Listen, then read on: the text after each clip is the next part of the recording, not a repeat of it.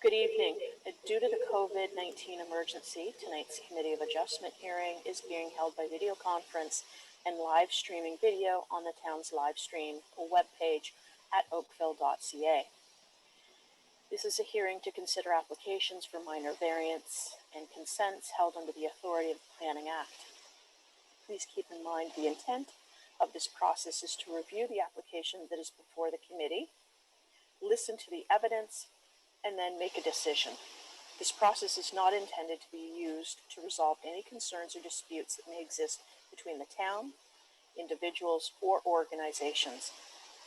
If a request for deferral is made and the committee grants such a request, the applicant or authorized agent must contact the Secretary-Treasurer to schedule a new hearing date. In order to conduct an effective and efficient electronic hearing, we've adopted the following process. If you're watching the live stream of this hearing on oakville.ca and you wish to speak to an item on the agenda, you can call 905-815-6095. I will repeat that. If you wish to speak to an item on the agenda, you can call 905-815-6095. The phone number is also posted on the screen below the live stream at oakville.ca. Staff will be standing by to take your call. When you call in, staff will ask your name, item number you wish to address and speak to, and your telephone number. Further instructions will be provided to you to call back to join the video conference.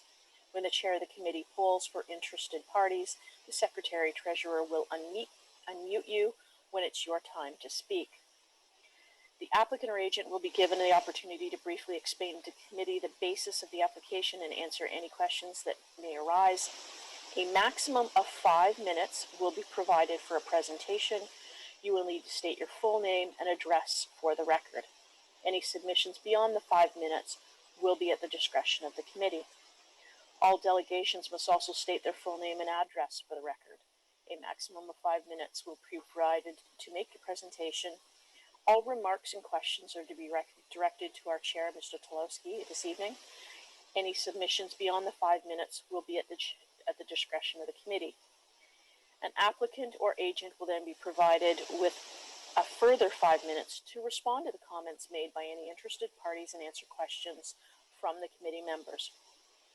If the applicant or agent has any concerns found in the staff report, particularly with any proposed conditions, this is your opportunity to advise us. The matter will then be taken into the committee for a decision. This will mark the end of all discussion. Any person desiring a notice of decision for an application must provide a written request, preferably through email, to the Secretary-Treasurer.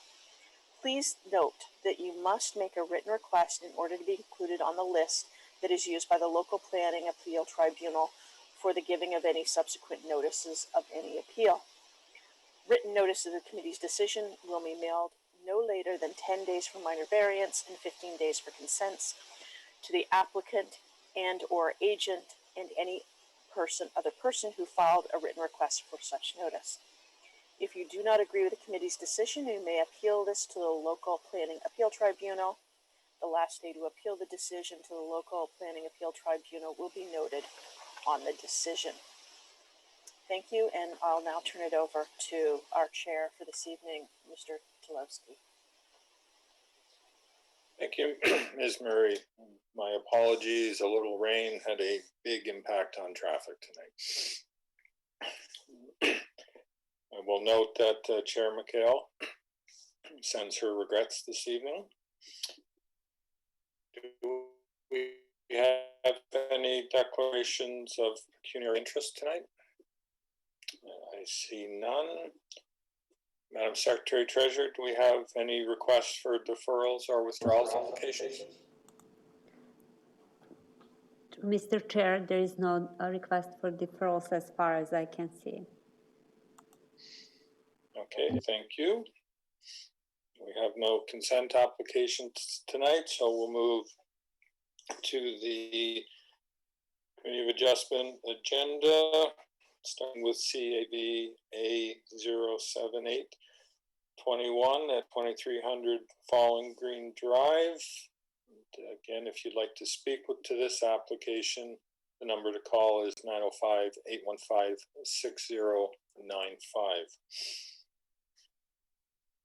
Do we have the agent applicant in house? Hello, Good evening, sir. I'm Steve Albanese. I'm the authorized agent for 2300 Falling Green. Can you quote your address, please, sir? 2300 Falling Green Drive.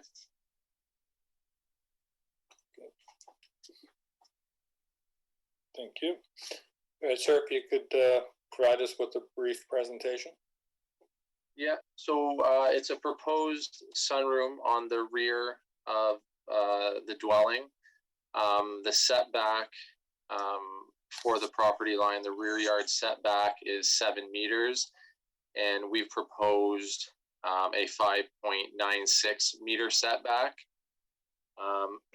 The structure is 11 feet deep, so trying to keep it to the 7 meter setback is unrealistic from a sizing standpoint in terms of usable space.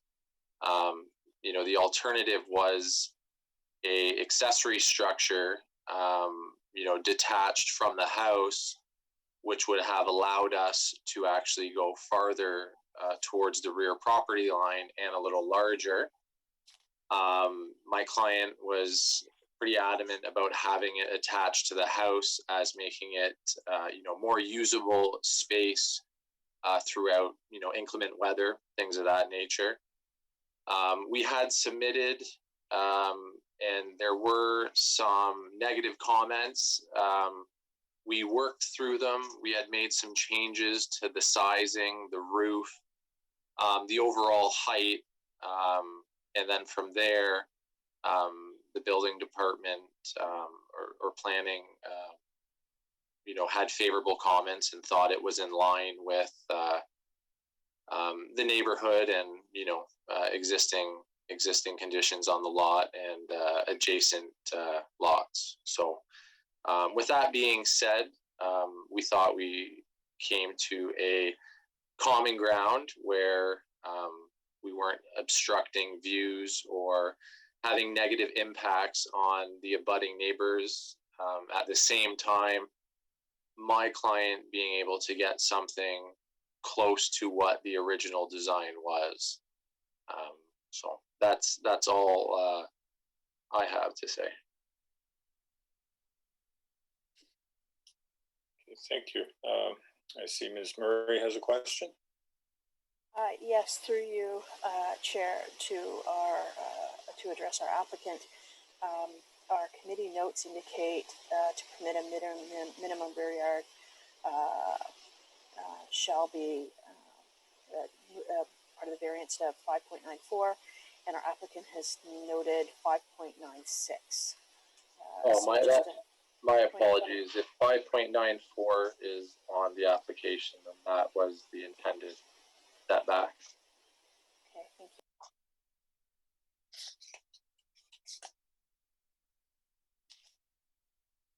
you. Any other questions for the applicant? Madam Secretary Treasurer, has anybody called in to speak to this application? There is no phone calls, but if you can just repeat, anybody who wants from attendees to speak, they can raise their hands. Okay, so if anyone is on the line, they can raise their hands so Secretary Treasurer can see you.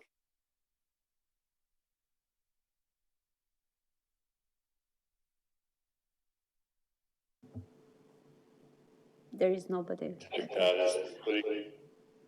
wants to speak. So with that, I'll close the discussion and entertain a motion on this matter. Ms. Murray? Thank you to our chair. I have conducted my site visit and reviewed the applicant's written submission, as well as the town's written staff report, which I note that the staff is in support of. With this application for minor variance, having also taken into account the presentation by the applicant and noting that there were no written or oral objections against this variance by the community, I'm satisfied that the minor variance application meets all 4 tests under the Planning Act and I'm prepared to make a motion to approve with the conditions that it be built in general accordance with the elevation drawings dated 03/16/21, and the approval expires 2 years from the date of the decision if a building permit has not been issued. Thank you. Thank you. Any discussion on the motion? All those in favor of the motion to approve? That is unanimous. Your application is approved, sir. Thank you very much. We will now move to CAV A079 at 2150 Pineview Drive. Anybody wishing to speak to this application, please call 905-815-6095, 905-815-6095.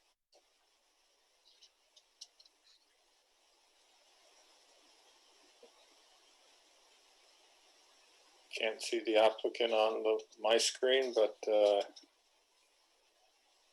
Are you guys able to hear and see me now? I can. perfect. Thank you. Okay. Good afternoon, everybody. My name is Patrick Pearson. I am a planner with Glenshire & Associates. We are the authorized agent for the owner of the subject property. For the record, my address is located at 10 Kingsbridge Garden Circle in Mississauga. I'll just give a quick presentation and an overview of the requested variances to help sort of inform the committee's decision. Next slide, please. So the property is located on the west side of Pineview Drive, south of Glen Ashton Drive in the town of Oakville. Property is currently occupied by an existing detached dwelling. Next slide, please. Our client's seeking permission for the following variances. One, a reduction in the minimum required interior side yard setback for the hot tub being proposed on the site. A reduction in the minimum required interior yard for the dwelling unit, or rather the covered porch portion that's being proposed. A reduction in the minimum required rear yard setback for a dwelling unit, again for the covered porch portion being proposed, and then a increase in permitted lot coverage. So it would be an additional lot coverage as a result of the covered porch addition. Next slide, please. So this slide sort of shows a site plan for the rear yard where our client's proposing the covered porch, hot tub, and accessory structure. So for variance number one, the hot tub setback, you can see our client's proposing to locate the hot tub sort of in between the proposed porch and the accessory structure.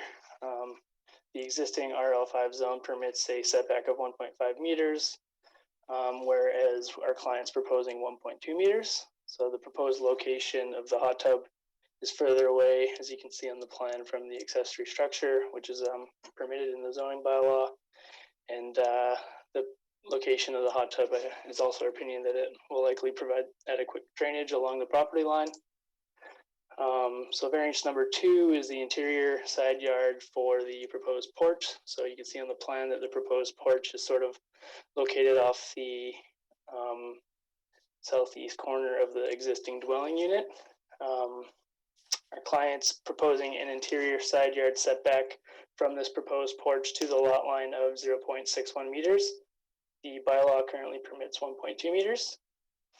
So the proposed porch is currently located on top of the existing outdoor patio. So there's an existing outdoor sort of patio area where you can sit.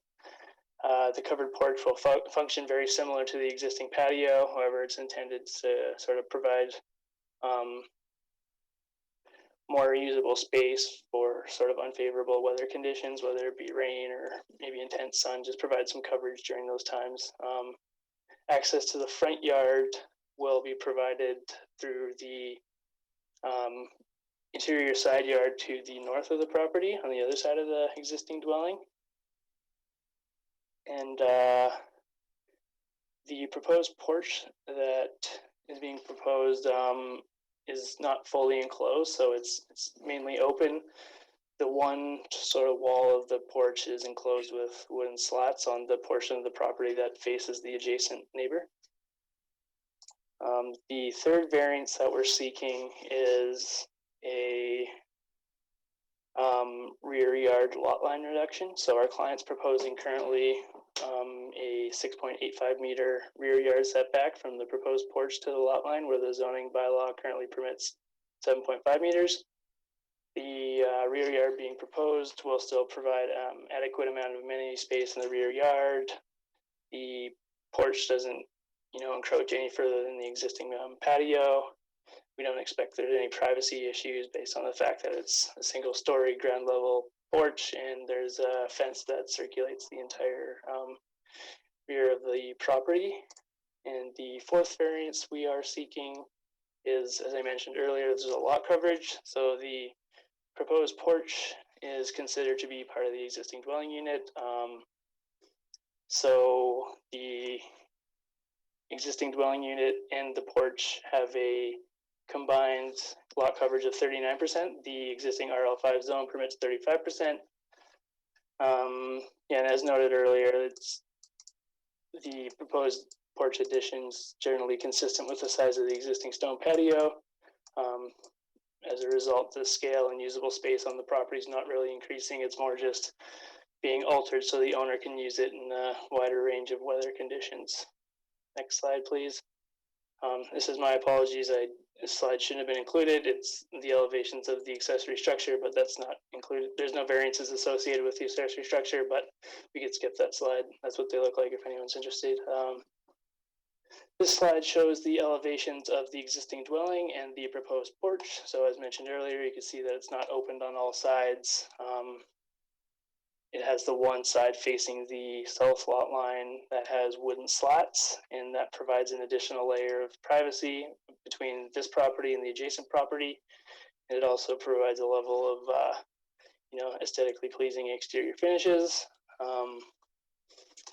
I would also sort of like to note that we did receive, as part of this application, a letter of support from the adjacent neighbor to the south, where this requested reduction in the interior side yard is being requested. I think that further demonstrates how the proposal is desirable and doesn't offend the neighborhood character of the adjacent properties. Next slide, please.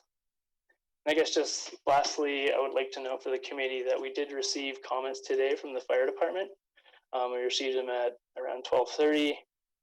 I think they came in a bit late, or he mentioned that they were circulated to him late, and we had the comments he provided. He had a few concerns. We had discussions with him this afternoon, Jonathan O'Neill, and he had concerns primarily about the fire response and the access to the site. So we had a call with him, and we provided him with some additional information and showed him some site photos. We sort of reiterated the fact that the porch is not entirely enclosed. It's open on 3 of the walls, and access will be provided through the northern interior side yard through the fence. And based on that discussion, Jonathan did indicate that his comments were satisfied, and he emailed staff as such. So I don't think it's going to be an issue, but I wanted the committee to be aware of that. We did receive comments today from the fire department. We've reviewed the staff report. We agree to the conditions. It's our opinion that the proposed variances are minor in nature and meet the 4 tests under the Planning Act.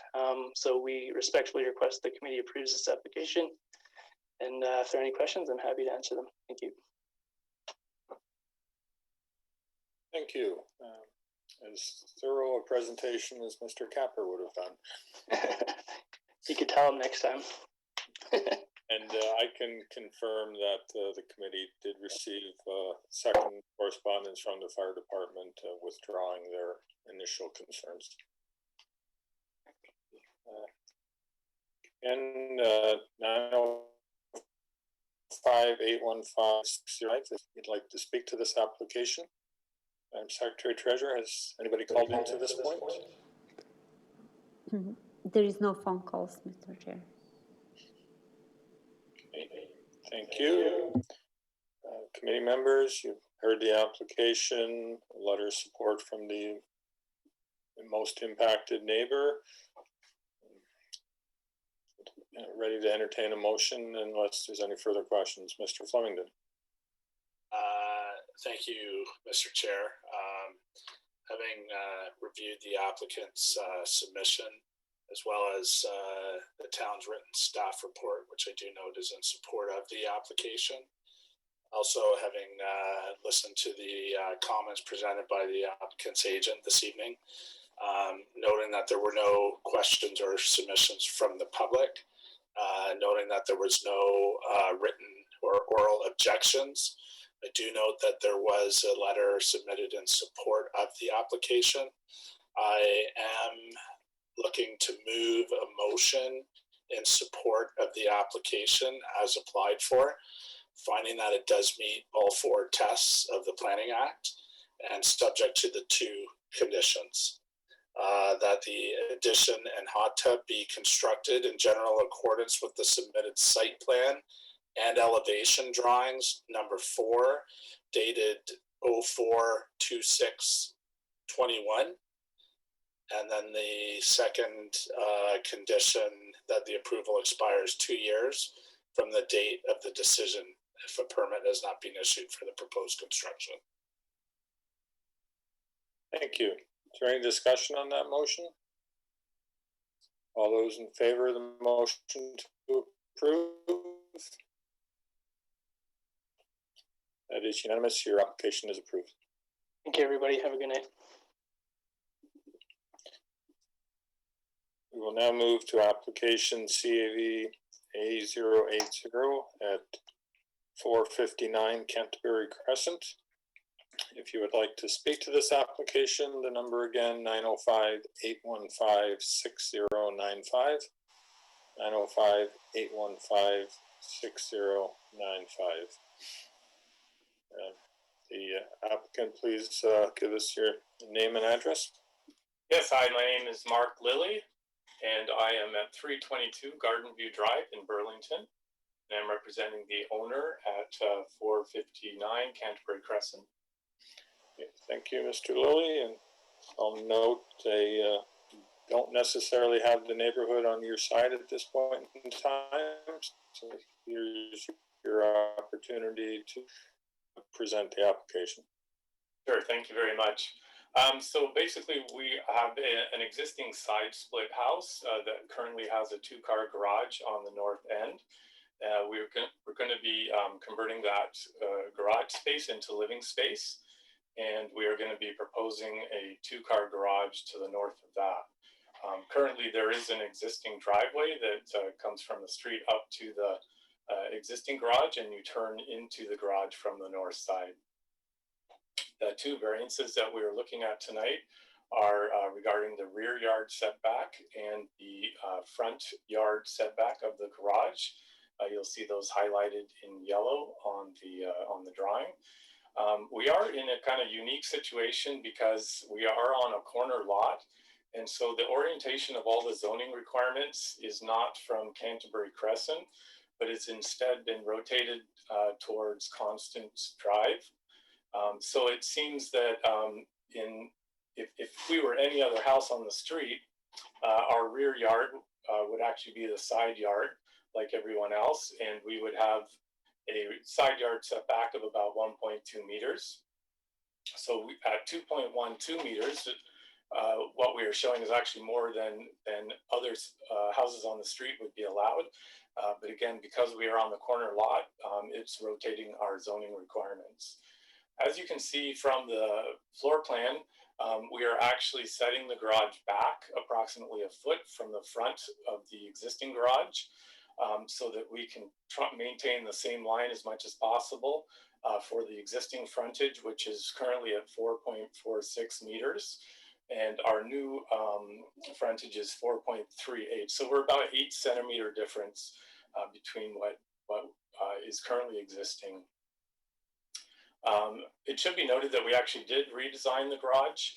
We did speak to the neighbor at 457 who had concerns about the proximity of the garage. So we did reduce the garage actually by a foot in each direction, with the, trying to respect his concerns. Unfortunately, we never heard back from him after these changes. We're not sure if he is interested in discussing the project further with us, but we're definitely willing to take comments from him tonight if he's available. So I think in general, we did get favorable comments from the town staff report, and we look forward to hearing from anyone else. Just if we could put the drawing back on the screen for a minute, just for the sake of anyone that is watching, it would be helpful. I think you've got elevations in that presentation as well.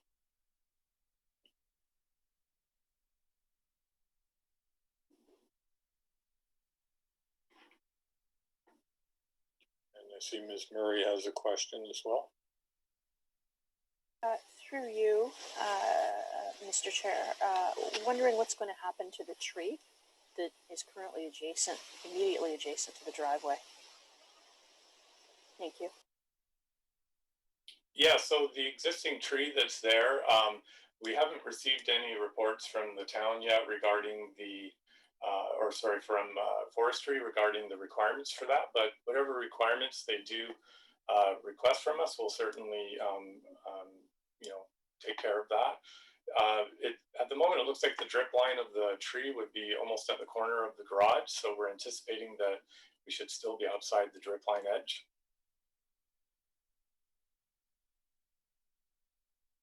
Thank you. Mr. Lilly, the comments from the neighbors that we have seems to be concerned about the impact of the fact that, and maybe not so much the side yard setback, but the fact that the garage is going to be significantly out in front of their house. And I wonder if you could speak to that concern. Yeah, I know there was concern about that, and that this might be setting a precedent. It should be noted that if you look at properties number 407 and 409, they actually have similar front yard setbacks as this. And so I feel like that comment it's a good comment, but this is not a precedent-setting situation on this street. Thank you. His opinion.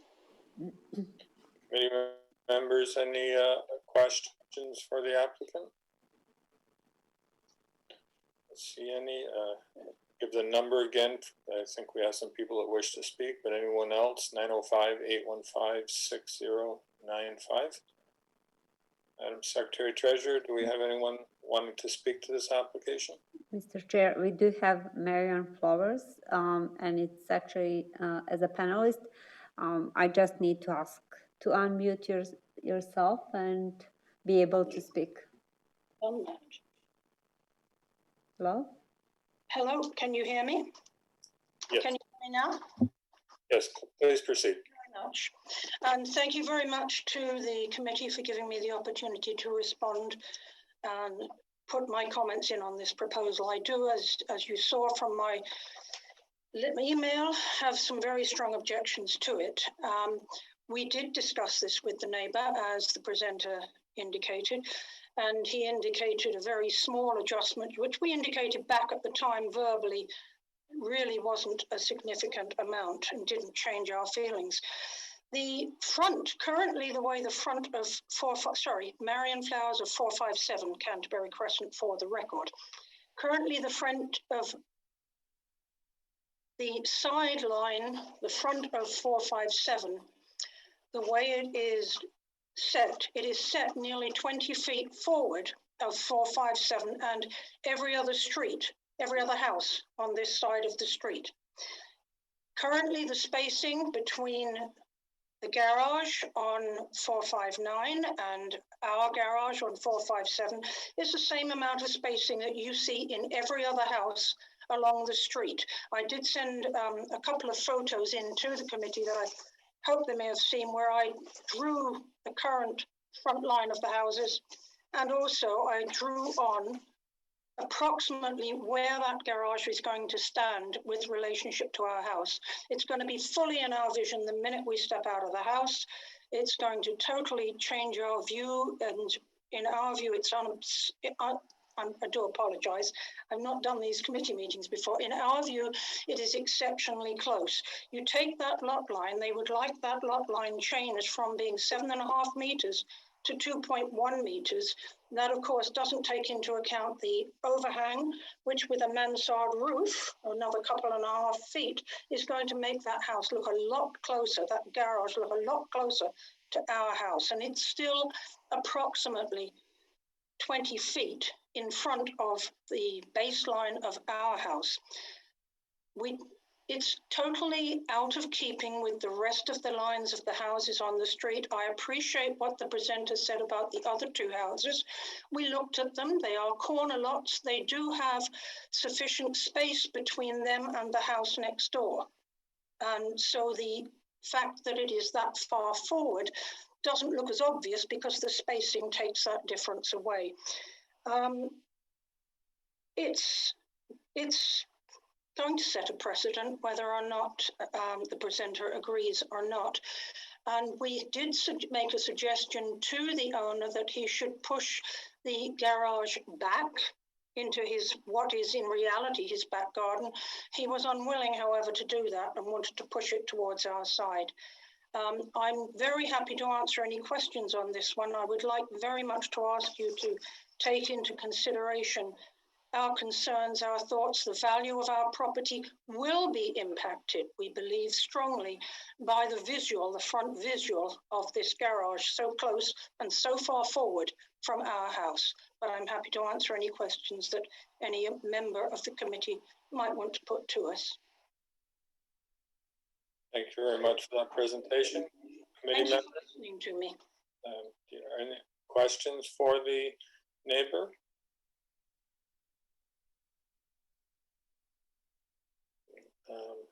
I see none. Perhaps, Mr. Lilly, coming out of that presentation, if I can ask you to address the point that the neighbor made, that there was a request to have you set back the garage, but there wasn't a willingness to do that. What would the reasons for that be? Yeah, I have to apologize. I wasn't aware of that request. I guess that was made verbally between Ms. Flowers and the owner. But given her request about the side yard setback, again, I do appreciate that it is close to the property line, but because, again, our site is located 90 degrees on any other property on the street, we would be allowed to be as close as 1.2 meters. And it's because our site is literally 90 degrees to her site. It does make for a little bit of an awkward situation. There's always the possibility that the garage could be pushed back into what is actually, I guess, a side yard or rear yard. But again, this would basically eliminate any rear yard that the owner would have or have really any use for. I mean, it would only be 2.7 meters wide, which would really just be a corridor. So, you know, again, there is precedent for this on the street. And again, it is also because we are located on this 90-degree issue with the corner lot. A question from Ms. Murray. Sorry, one more follow-up through you, Mr. Chair. I'm wondering, are the garage doors facing the street or side-facing? Will they remain side-facing? Yeah, so the existing garage is side-facing, so it actually looks at number 457. The new proposed garage would be facing the street. So I know there was a comment before about sound and privacy. I think their situation at 457 would actually be improved, given that the garage doors will now be facing the street. That will reduce noise coming from inside the garage and will actually improve their situation. Thank you. Parking. May I, through the chair, may I make a response to that, please? Very quickly, please. Okay. Yes, the garage is currently side-facing. It is rarely used by the occupants of the house, and moving it to face towards Canterbury Crescent is just going to increase the parking and the traffic along that road there. So I don't think it's an issue of improvement to us. It is definitely viewed as a definite negative. I thank you, Mr. Chairman, for allowing me to make that response. Thank you. Committee members, any other questions for the applicant, resident, or staff?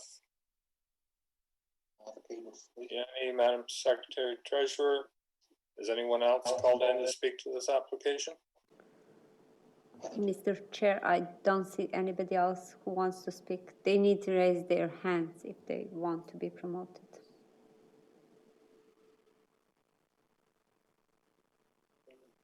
Appears that there's no one else. You mentioned of objections. He did. So I will then close the discussion and look for a motion on this application.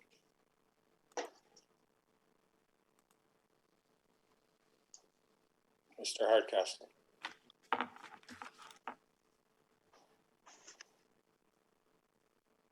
Thank you, Mr. Chair.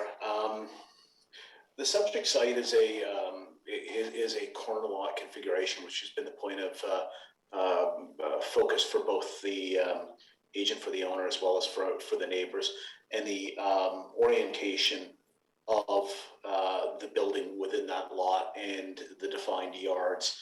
Corner lots, as a committee, we've seen these corner lot situations as numerous variances over the course of many years, and you know, they're all very challenging to deal with. But ultimately, you know, we must look at what the specific impacts of the variance, the resultant variance would be. And in this case, notwithstanding that the proposed garage is in front of the adjacent home, it is in line with the existing home and designed in a sympathetic fashion to the existing home. The area that is presently occupied by driveway turning space would be utilized for the space for the garage, thereby maintaining generally the amount of usable amenity space to the rear or within the interior side yard of the subject lands. On this basis, and on the basis of the comments provided by staff, I'm prepared to put forward a motion of approval, finding that the requested variances conform to the 4 tests of the Act. The motion would be subject to 2 conditions, and consistent with the staff report, that the addition be built in general accordance with the submitted site plan and elevation drawings to the satisfaction of the Director of Planning and Director of Development Engineering to protect and preserve the treated town ash tree, tree ID 94324, and that the approval will expire within 2 years of the date of the decision if a building permit has not been issued for proposed construction. Thank you. Thank you, Mr. Hardcastle. Any discussion on that motion? I see none. I think I will add, contrary to Mr. Hardcastle's comments, I am quite swayed by the presentation of the neighbor. I believe it was well reasoned, and actually can side with her concerns that the combination of this garage being not only closer to the property but further out than it's permitted under the bylaw may well have an impact to her. Having said that, I see no other request to discuss the motion. So I would call a vote on the motion to approve. All those in favor? That is 3 votes in favor. I cannot support the motion, but having said that, the application is approved. The motion carries. Okay. Yes. Thank you very much. Mr. Chair, I do need one clarification. You don't support the application, you are objecting, or you are abstained from the voting? I object. Object, okay, thank you. Okay. We'll move on to CAV A081 at 2192 Devon Road. We can have the applicants step forward, provide their name and address. And before we do that, anyone wishing to speak to this application, the number to call is 905-815-6095.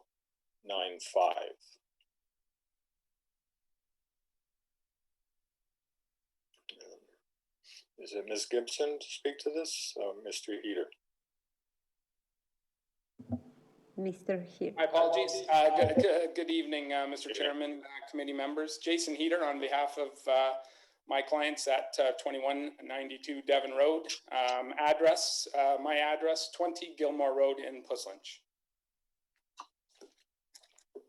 Thank you. Please proceed with your presentation. Yeah, we're designing a new two-story single-family replacement dwelling for this property that will require two minor variances to the zoning bylaw. We have canvassed the neighborhood and had thorough conversations with both the adjacent neighbors to the south and to the west, who were both supportive, and I believe you'll find a letter of support on file for the southern neighbor. If I could go to slide number 3. Next one. The neighborhood features a variation in housing stock, no real dominant style. The proposal aligns the home in the front yard with the two neighboring dwellings on either side, and in fact reduces the rear yard to both of the homes, and in fact reduces the side yard setbacks from the currently proposed, or the current home on site quite significantly. We've utilized stepping measures on both side yard setbacks to help reduce the impact of any perceived mass on the home, on the neighboring homes. We're currently under review in DESP to take care of any drainage and arborist related issues. Next slide, please. The variance for residential floor area seeks to add about 97 square feet to the home. 26 square feet of that is actually a calculation for some uninhabitable space above the garage that's been included in this. Steps have been taken again to reduce the massing, such as stepping back of both the southeast corner and the entire western side yard. This increases the distance of our home to the neighboring dwellings on either side and helps bring down the scale of the home from a visual perspective. The second variance is for lot coverage. The majority of the coverage relates to two elements specifically. There's a single-story covered entry porch on the front of the home, and then there's a cantilevered second floor ensuite on the second floor. The cantilevered ensuite, again, has been provided in the larger of the setbacks to the neighboring dwellings. So, excuse me. So again, to reduce the mass and the scale of the home to the neighbors. I think, again, we've canvassed the neighborhood quite significantly. I feel like it's been well received, and I think the variances requested meet the intent of the zoning bylaw and certainly the 4 tests. Thank you. Before I ask committee for any questions, anyone wishing to speak to this application, 905-815-6095. Committee members, do you have any questions for the applicant or staff? See none. Madam Secretary Treasurer, has anyone called in to speak to this application? Mr. Chair, I do see in attendance, but they need to raise the hand if they want to speak. I don't know if I need to promote them.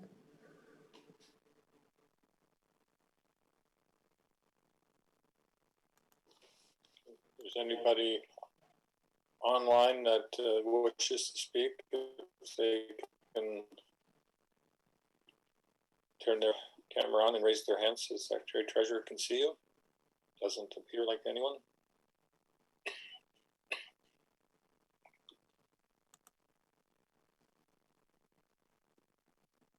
Okay. We'll take the silence as the people are here for another application. So committee members, looking for a motion on this application. Mr. Flemington. Thank you, Mr. Chair. Having reviewed the applicant's submission and as well as the town's written staff report, which I do note is in favor of the application.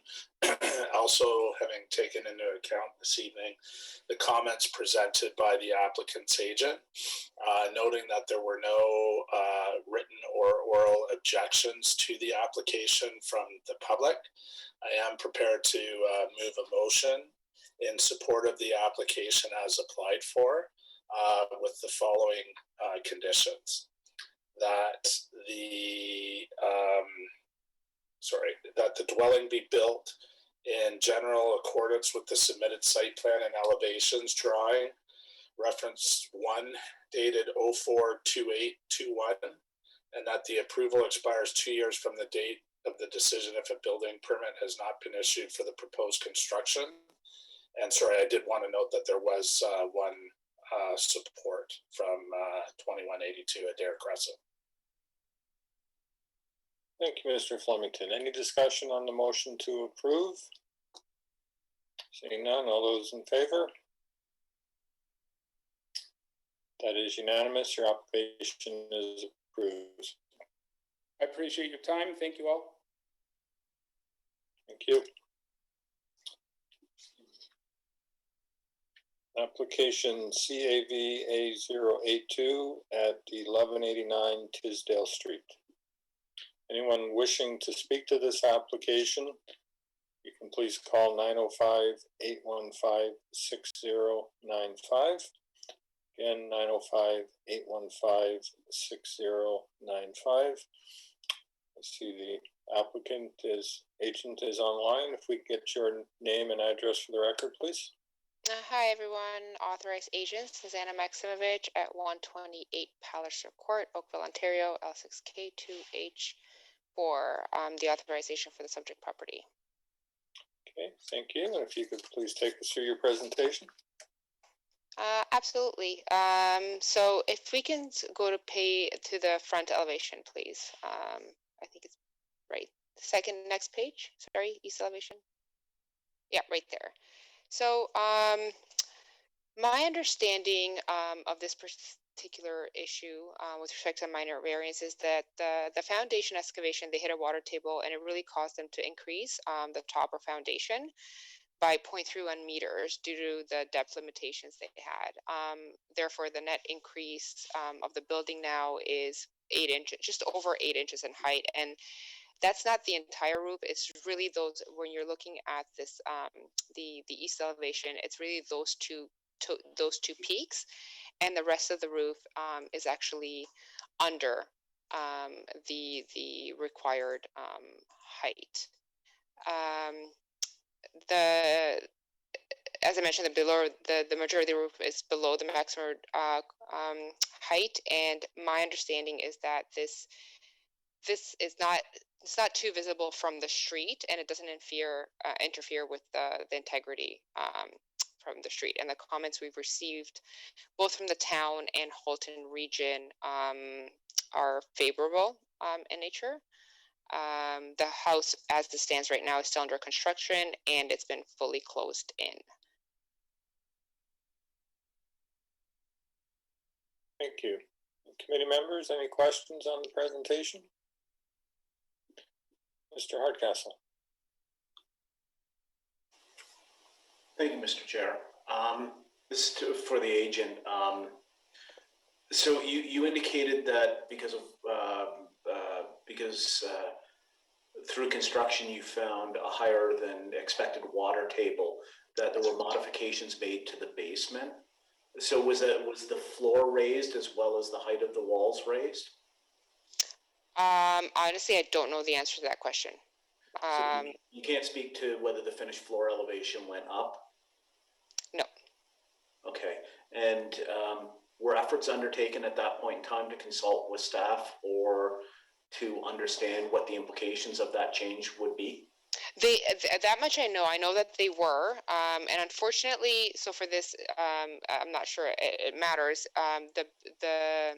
The owners of the property are building this house themselves, quote unquote, and the GC that they had in place, he was aware that the two peaks were going to go above the required height, and he didn't let them know, for lack of a better word, until it was quote unquote too late. The roof is on, the house is closed in, etc. He's no longer with them, but that's the position they face themselves in. My understanding is everything else is to code. I know inspection, the town has been there with respect to inspection, etc. It's just that the height of those two peaks ended up being 8 inches higher than they're supposed to be because of that elevation. Thank you. Any other questions for the applicant? Madam Secretary Treasurer, has anybody called in to speak to this file?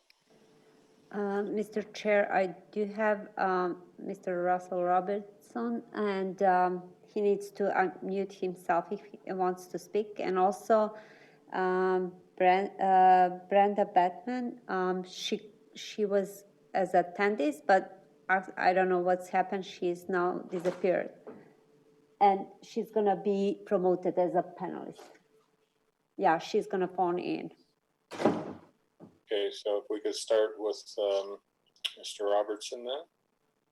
Yeah, hello. I'm a neighbor to the north, and I called in about this because I'm somewhat surprised that an owner, a builder, or an architect would go ahead and build something that does not meet the zoning that was assigned to the property.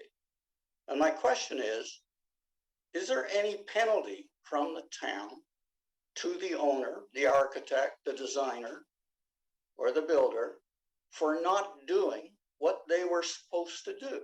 In other words, can anybody go and build whatever they want and then after the fact file a minor variance and everybody says, oh, well, it's only minor, it's all okay, and there are no consequences? That's my question. Thank you.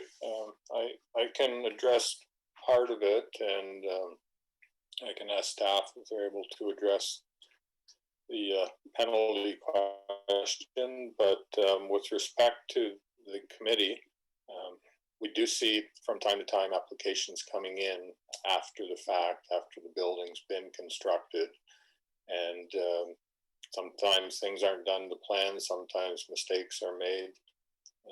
I'll let the applicant speak to it. I think she has indicated to the committee that what the circumstances were as to why this happened. But when it comes to the committee, the tests are still the same.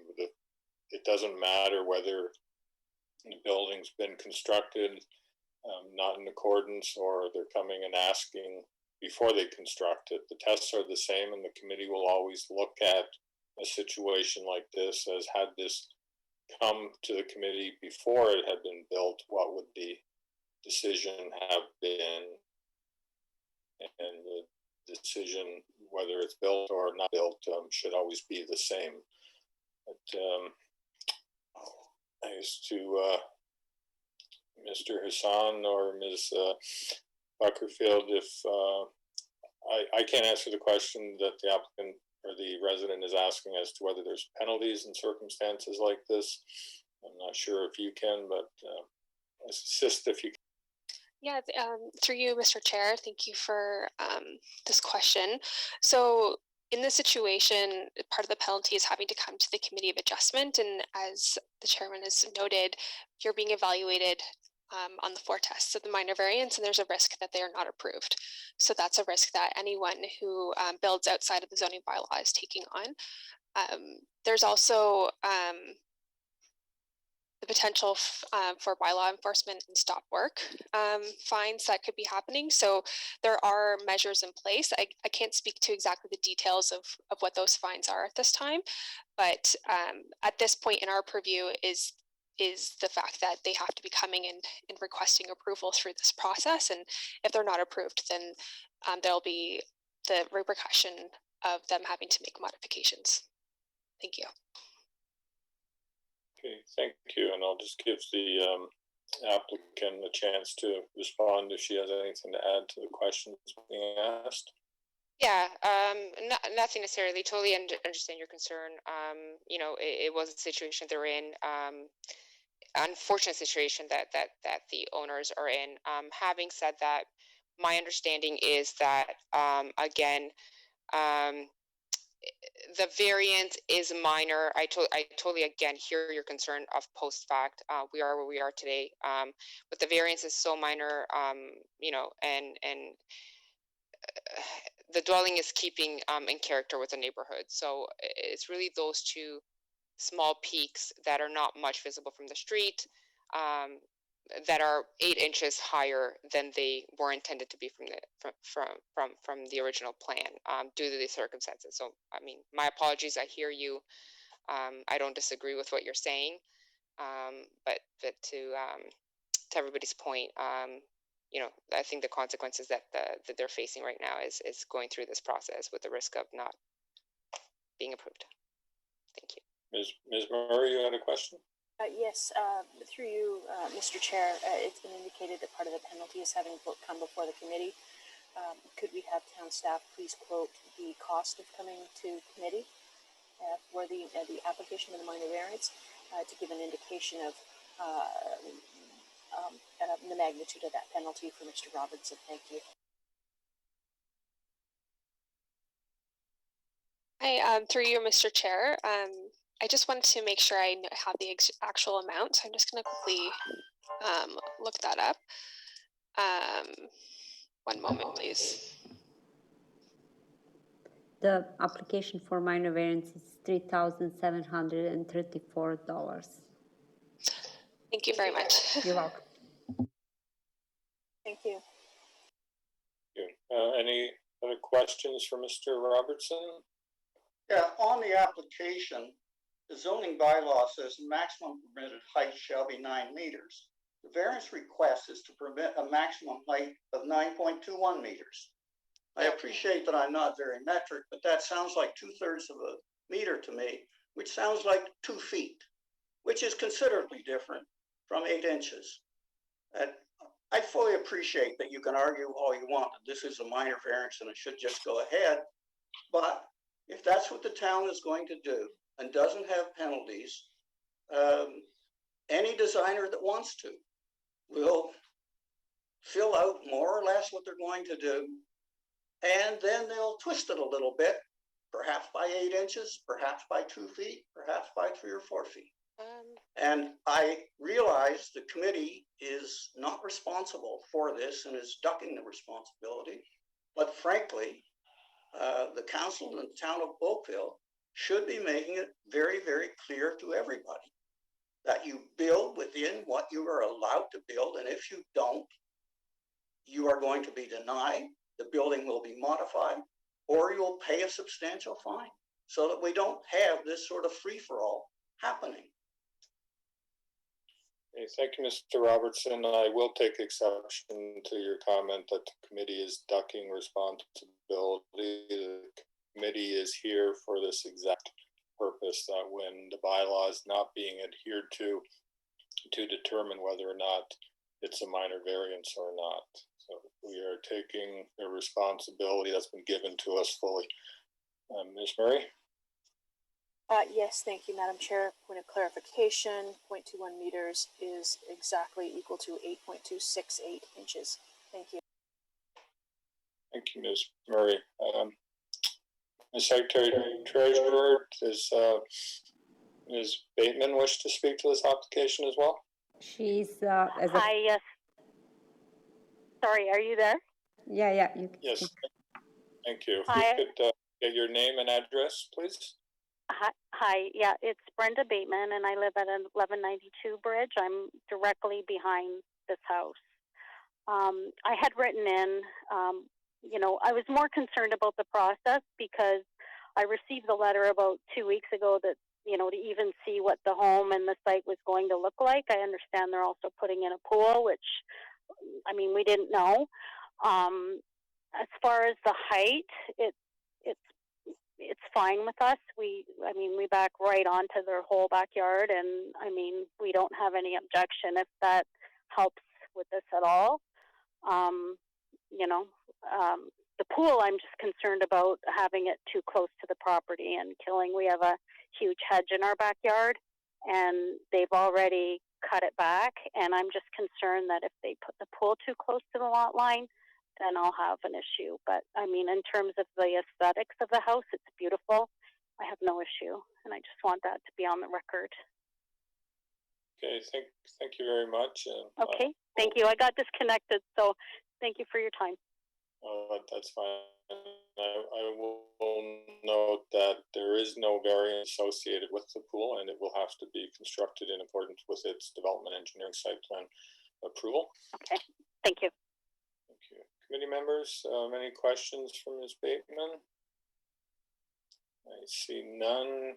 Madam Secretary Treasurer, is that all the speakers for this application? Mr. Chair, they are. Okay, thank you. So at this point, I will close discussion on this matter and entertain a motion. Mr. Hardcastle. Thank you, Mr. Chair. Notwithstanding the conversation about appropriate process, evaluating the as I believe that you stated, it's important to evaluate the application in accordance with the tests and ultimately with the impacts. The proposed house is largely in conformity with the height requirements with two minor projections of 8 inches. The ability to perceive the additional height is minimal at best, in my opinion.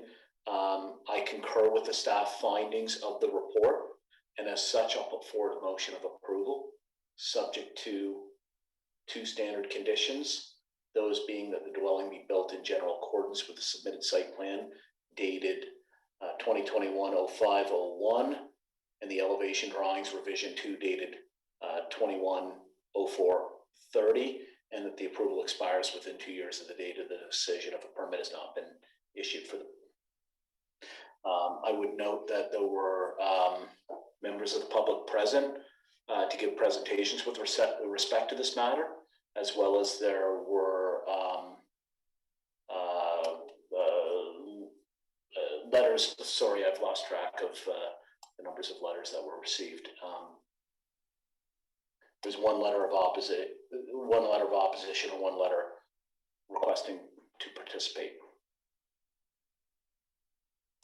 Thank you, Mr. Hardcastle. And I'd just note there that Mr. Robertson's concerns were largely due to the process as opposed to the implications or the impact of the variance being requested. Any discussion on the motion, Ms. Murray? Yes, through you, Mr. Chair. At this point in time, I do appreciate Mr. Robertson's comments, and the sentiment that's being conveyed is that a builder can come in and build what they want and perhaps ask for forgiveness later. So to address part of that concern, and so that Mr. Robertson feels that there is a process in place, through you, Mr. Chair, to town staff, I would like the staff to enumerate the hurdles or the hoops that are in the process to generally ensure that that doesn't happen, which includes committee of adjustment, site planning, and many other tests and approvals that a new application will go through. And I think that would be to some degree helpful, that this is just not a willy-nilly type of process. Thank you.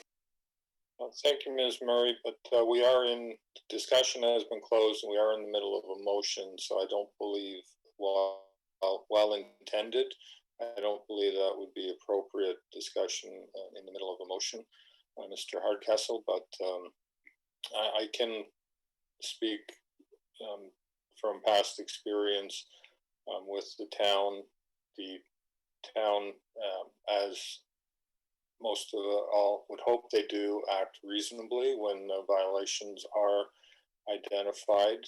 They have the tools of issuing stop work orders and fines, and in my understanding, the town will raise an issue, require the applicant to apply to the Committee of Adjustment.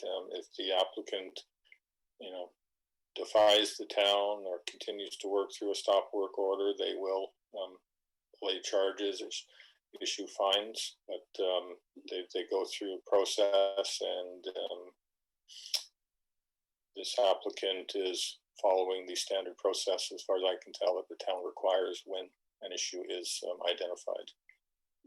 Hopefully that assists, but I don't think going back to staff in the middle of motion would be appropriate.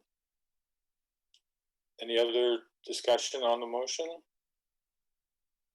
All those in favor of the motion to approve? That is unanimous. Your application has been approved. I appreciate everybody's work on this file. Thank you.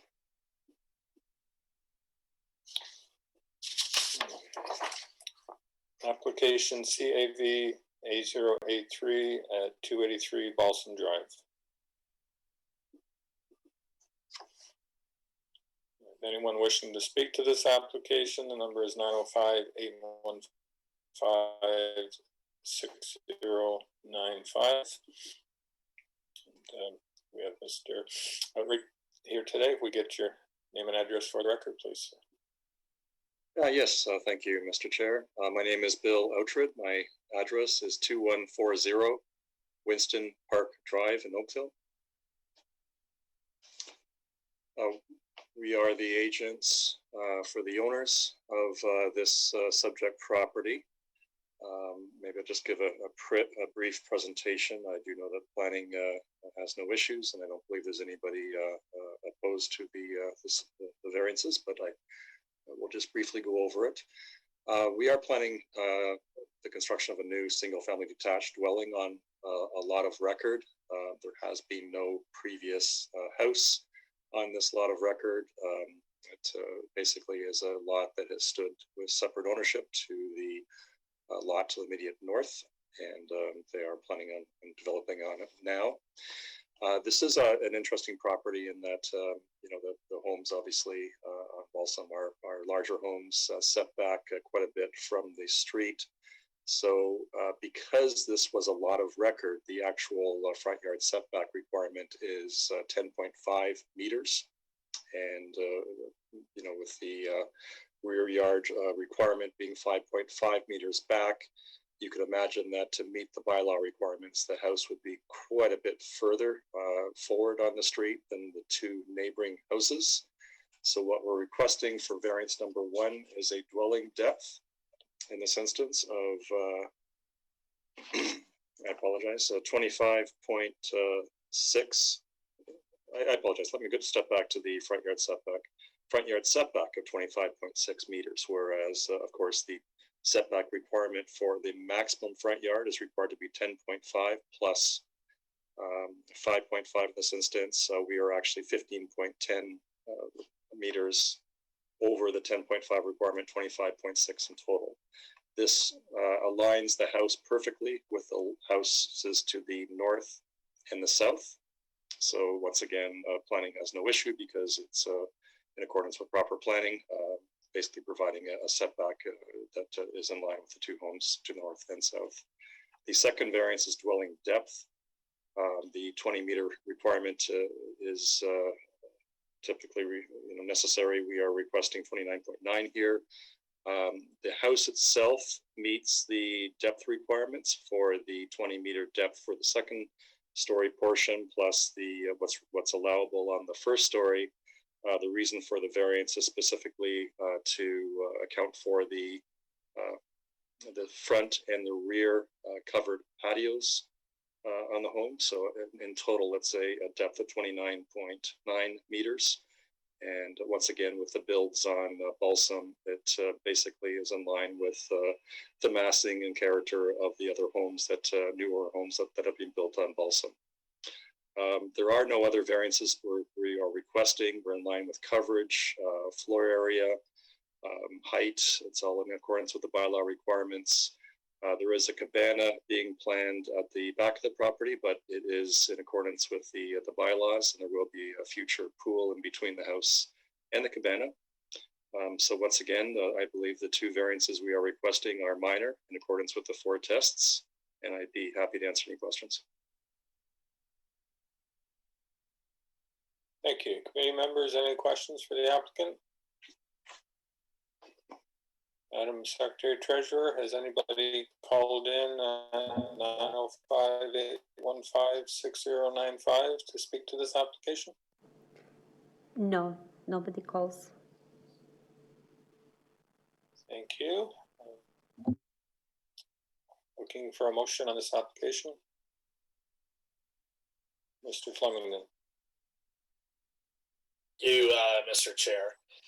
Having reviewed the application as applied for, noting that the town's written staff report is in support of the application.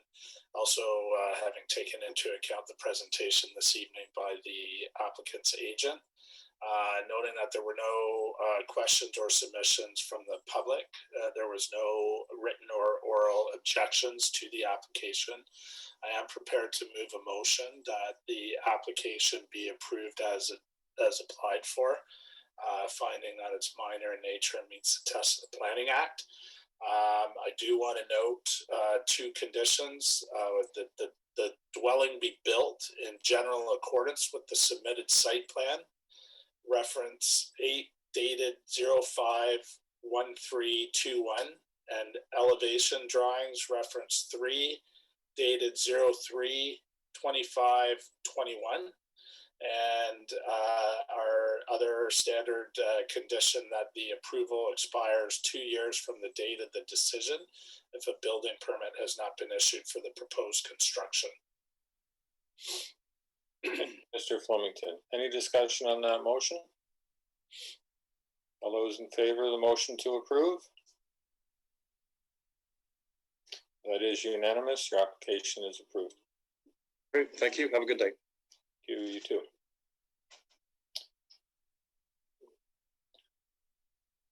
CAV A084 at 407 Dundas Street West and 3062 Trailside Drive. Anyone wishing to speak to this application, if you could call in 905-815-6095. I see we have Mr. Coutinho here. If we get your name and address for the record, sir. Good evening, Mr. Chair, committee members. My name is Wayne Coutinho. I am a planner with Kodiak Urban Planning and the authorized agent for the owner. I'm at 277 Lakeshore Road East in Oakville. I read through the staff report and agree with the recommendations and conditions. I've prepared a brief presentation as such on the variances requested. There are 2 variances for the 1 street townhouse circled in red. And the first one is for a reduced lot depth from 23 meters to 22 meters on one side. And the second one is to permit a reduction in the minimum rear yard setback from 6 meters to 5 meters, again on the one side of the pie-shaped lot. The location is north of Dundas, west of 6th Line, and east of Nagauer Boulevard, as on the key map. And this is part of a draft plan of subdivision, which has received conditional draft approval. Can you get the next slide, please? So the purpose here is to accommodate the development of a 3-story townhouse, which efficiently uses the land. And this is permitted in the OP and the zoning. The lands are zoned general urban, highlighted in pink. And part of that condition is to be part of a plan of subdivision to lift the holding provision. Can you get the next slide, please? Oh, perfect. There we go. So As mentioned, this is a part of a draft plan of subdivision. What you're seeing here is the draft M plan, and the variances are technical in nature due to the addition of a remnant block from the constructed Mattamy subdivision to the north, which was added to block 1 of this plan. By doing so, this created the condition for the 2 variances. Can we get the next slide, please?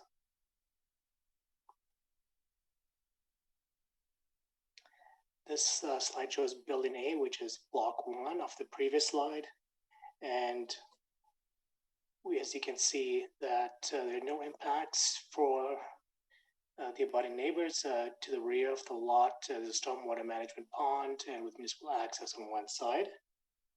And the townhouse blocks and unit are in keeping with the proposed townhouse lots throughout buildings A, B, and C, as well as the townhouses in the community. Can you get the next slide, please? Sorry, scroll up again, please. So we'll just to emphasize now the reduced pinch points of for the 1 meter, the 22 meters for the reduced lot depth.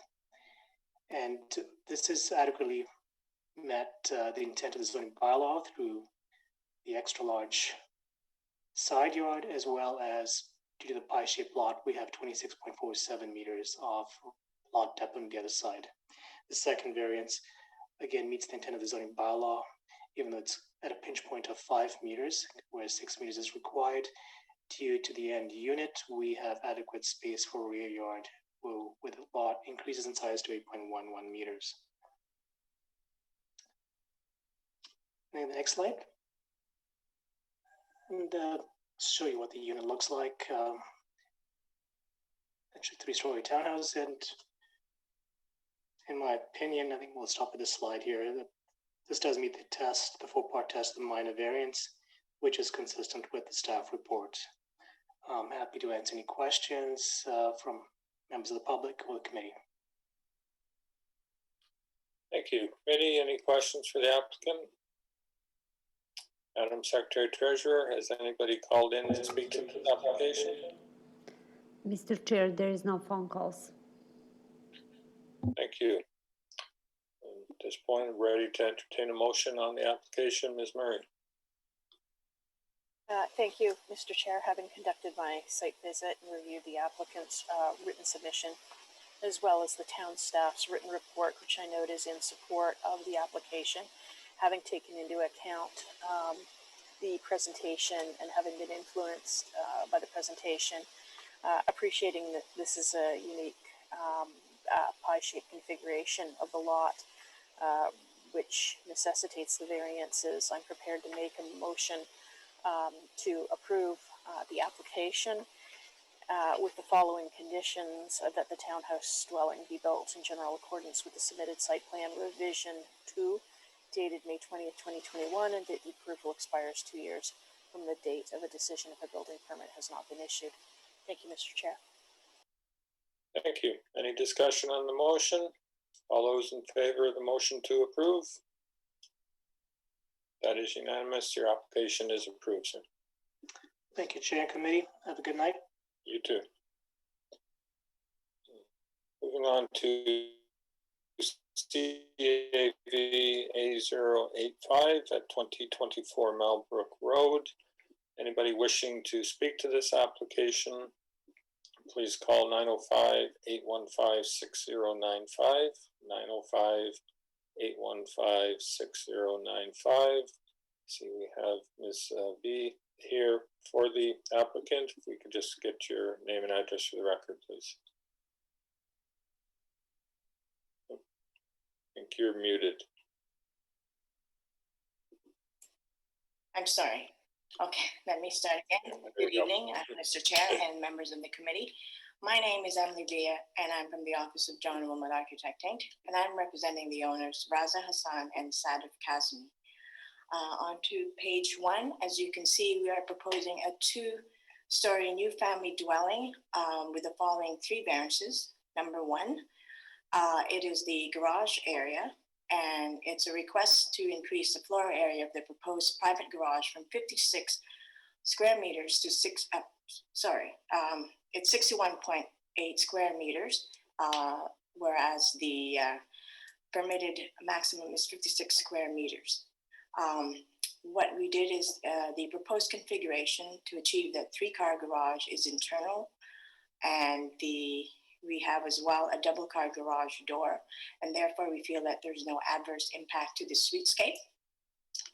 Number 2 is the interior side yard setback, and it's a request to permit a reduced interior side yard of 3.42 meters, whereas 4.2 is permitted.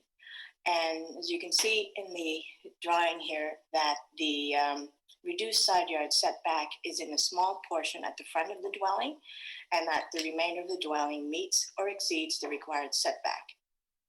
So again, therefore, the request for a reduced setback, we feel that it does not cause any negative impact to the abutting neighbors and also to the streetscape.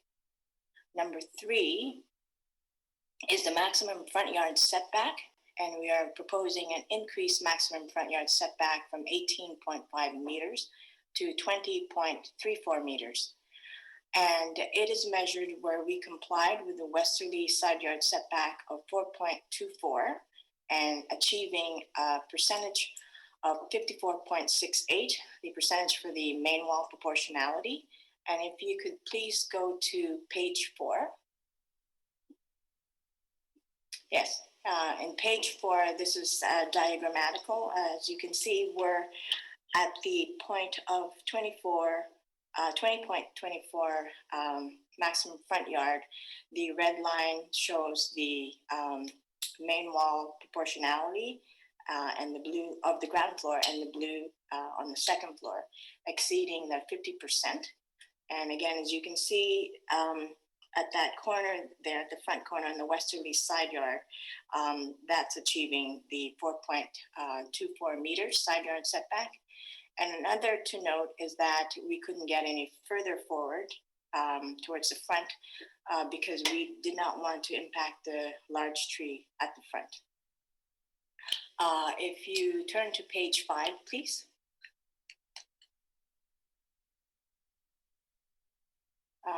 Let me see, is that? Okay, do you have page 5 in there?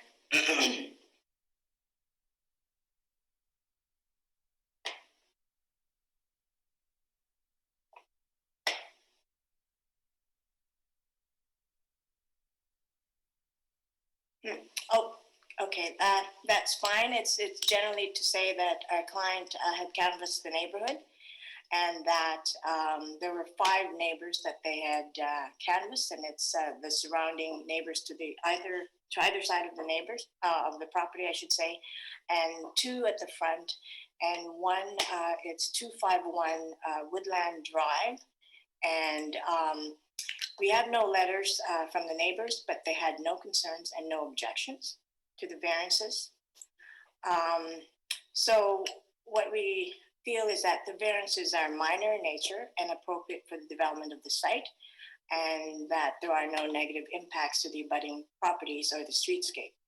And as well, planning staff is in support, and it's in their opinion that the requested variances maintain the general intent and purpose of the official plan and zoning bylaw, and it's in keeping with the character of the neighborhood. Thank you very much. If there are any questions, I am happy to answer. Thank you, Ms. Villa. I'll just add, as you and Mr. Wilmot know, I'm a strong advocate for providing the committee with rendering so we can really appreciate what the build form is going to look like. And your submission here has got to be the most impressive set of renderings I think this committee has seen. Very helpful. I'd just like to say thank you for that. Oh, thank you. I'll mention that to our my hardworking coworkers. Committee members, any questions for the applicant? Madam Secretary Treasurer, has anybody called in to speak to this application? No, Mr. Chair, there is no phone calls. Thank you. This time I'll close discussion. and look for a motion. Mr. Hardcastle. Thank you, Mr. Chair. Having reviewed the written submissions by town staff, the drawing materials, and having heard the presentation from the applicant, as well as having undertaken my own site visit, I am satisfied that the requested variances conform to the four tests of the Act. I would note that efforts have been undertaken to preserve a significant tree in this front yard, and I appreciate the efforts to protect that tree. On that basis, though, I will put forward a motion of approval subject to two conditions. Those two conditions, being that the dwelling be built in general accordance with the submitted site plan and elevations to the satisfaction of the Director of Planning and Director of Development Engineering to protect and preserve the 0.6 meter diameter tree in the front yard shown on the site plan dated May 18th, 2021, and that the approval expires within 2 years of the date of the decision. I would note that there were no members of the public present or written materials submitted with respect to this matter. Thank you, Mr. Hardcastle. Any discussion on the motion to approve? All those in favor? That is unanimous. Your application is approved. All right, thank you very much. Good night. Good night. Our final application, CAV A086 at 2049 Wakely Street. Ms. Murray? Yes, a question to you, to Mr. Chair. I have a procedural question, and I'm not sure how to address it at this point in time.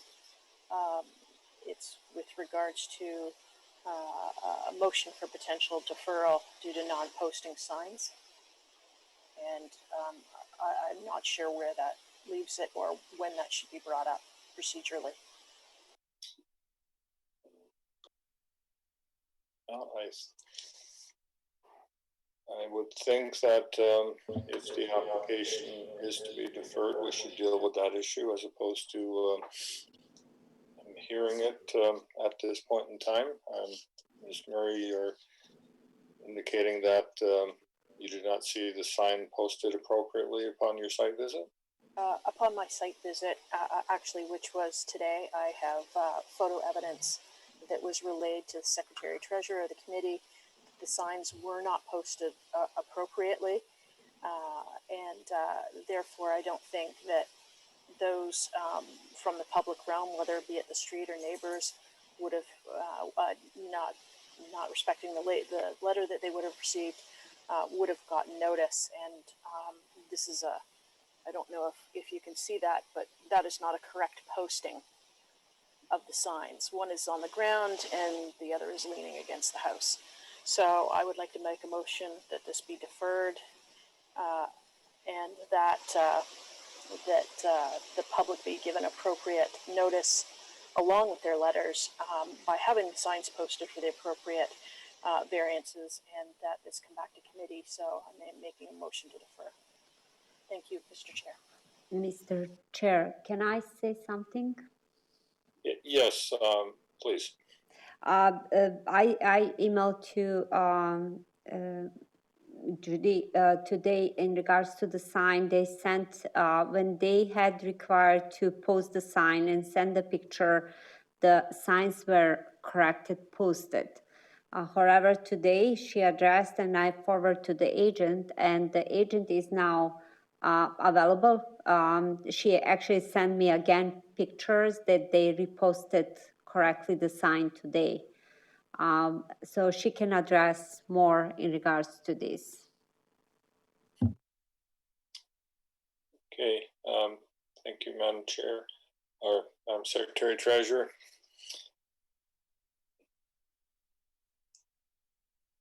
If I will then call on the applicant or agent to address the matter that Ms. Murray has raised. We can get your name and address, please. Evening. My name is Stephanie Matviva. I'm a planner with Glenn Schnarr and Associates. Our address is 10 Knightsbridge Garden Circle in Mississauga. I'm the registered agent for this application. Just in regards to the signs, so I was unaware that the signs were incorrectly posted. As soon as I was made aware, every effort was made by our staff to repost the signs. We did provide photos of the reposted signs at the earliest convenience. I apologize for that. Okay, thank you. Yes, I will note for the record on my site visit, I did notice the sign posted near the street. However, it was fallen over and facing downward at that point in time when I was there. Mr. Hardcastle, Mr. Flemington, would you like to speak to this matter? Mr. Chairman, at the time of my site visit, which was May 30th, the signs were posted correctly. I did not observe any deviation from the requirements at that time.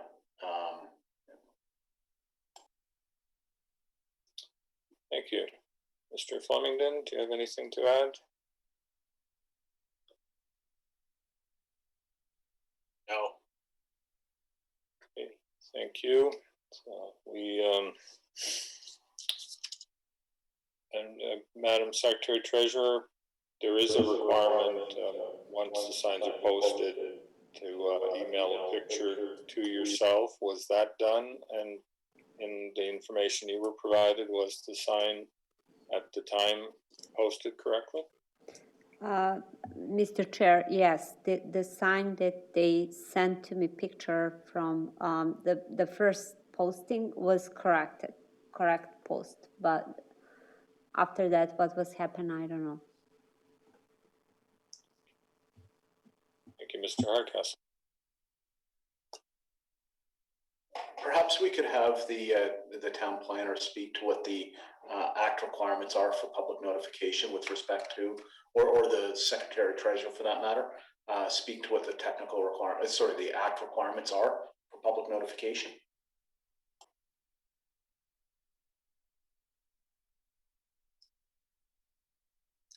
So there's signage that needs to be out in front of the home. There's the we provide notice by letter to all those within 60 meters of the property in advance of the hearing. So the signage needs to be there in front of the home, in the front of the dwelling, according to what's provided in the application form. So we can look into that some more in terms of whether this has been met or not. Is it an and or requirement? It is an and. It both needs to be met. Yes. Okay. Thank you.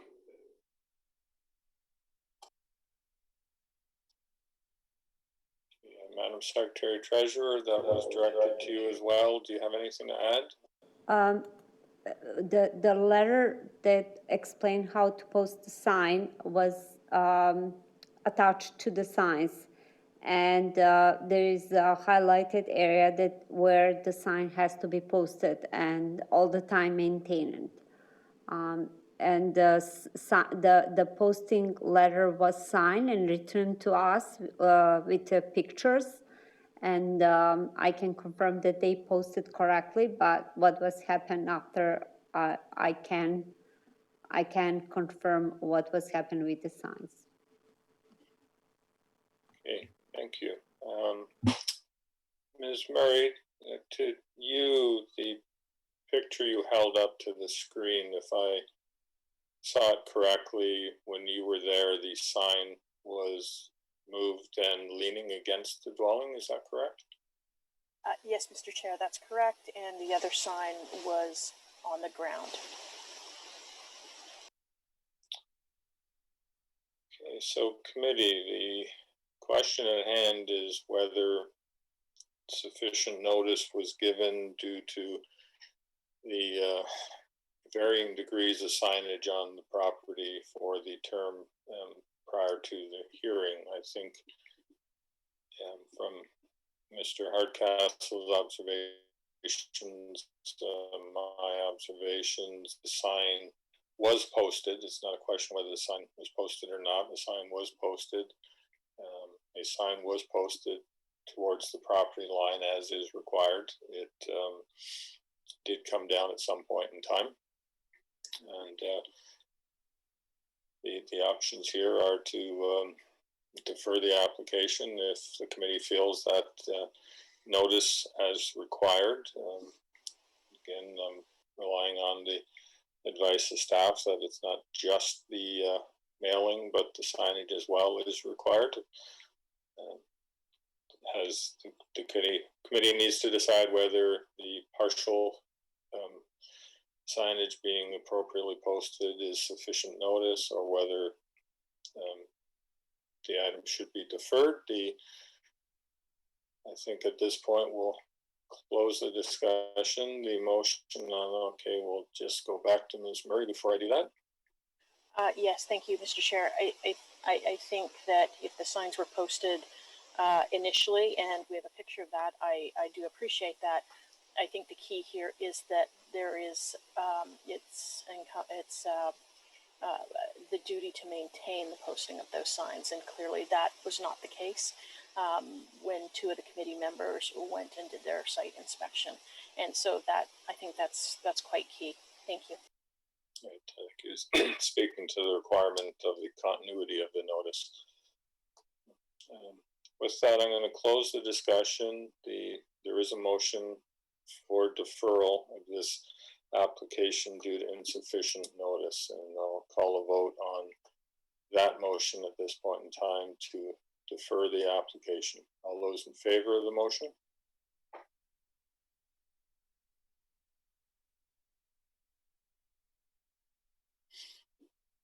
Mr. So, I guess in an effort to avoid a tie, I'm going to vote in favor of the motion. All those opposed to the motion? Mr. Hardcastle. That motion carries 3-1, so the application has been deferred. You could please contact the Secretary Treasurer for the next available date, and please ensure that your client maintains the notice when it's rescheduled for committee. Understood. Thank you very much. Thank you. That concludes the items for tonight. Madam Secretary Treasurer, do we have minutes? Mr. Chair, we do have a minutes from May 4th and also May 18th. Is there a motion to approve the minutes for both? Ms. Murray, thank you. Mr. Hardcastle, motion to adjourn. Thank you. We are adjourned.